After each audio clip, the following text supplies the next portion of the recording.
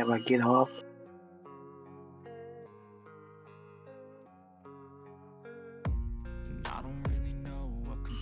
So we're gonna go to github.com.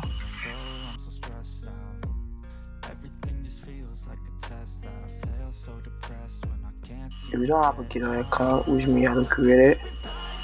To create one is free, so along with this process.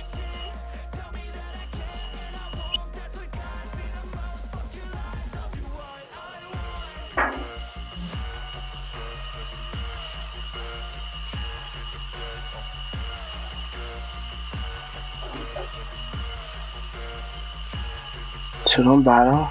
Alright, just first create a repository and give it a name.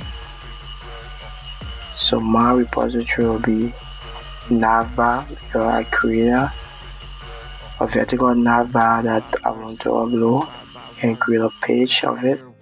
Doing the coding. GitHub have its own editor, so you can add a readme file here to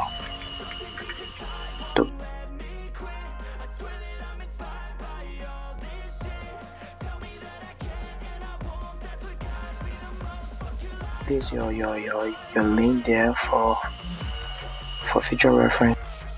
So what you do, you hit alpha and you hit upload, or you can create a file if you want to. For me, I am working in Visual Studio, then I upload it to GitHub. So in that way it will be much easier because GitHub is an online service. You don't use it without the internet. So you just select all your folders, and don't forget, before this will work, you have to name your index file lowercase. You have to make the letters look. As you can see, all my other files here are capital except for my index. If you look at Kine, is lowercase, all of it. That's the only way the page can work. If you upload it at being capital, then which means you need to rename it. That way you're gonna get a full error. So now we're gonna create a page. So to create a page, very simple. You have to go to the setting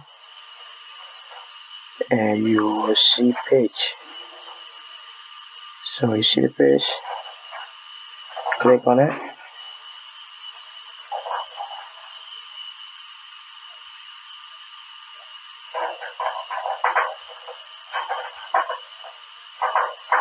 And then you choose your branch. You can create multiple branch, but I'm only using one branch since I started using GitHub, and that's Moses Code, and that's where I branch all my repository. You can create a team if you want to, but I'm gonna leave it the way it is because it's just navbar, nothing fancy. So that's the link. So after you create the page, it will give you a link to that page.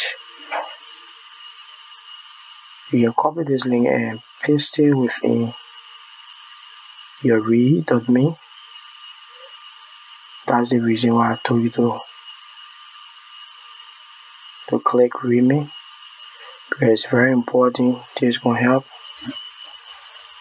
So you go to your readme file and you open it up, and you add a little bit of paragraph there, like click the below link to view my work or whatever, and then you can paste that link either above or below. Either which it's gonna still work. So after that, you can commit your changes. It's very important because if you leave it like this, there's a possibility there'll be an error. So you always have to commit it or save it, and then you can check the link out.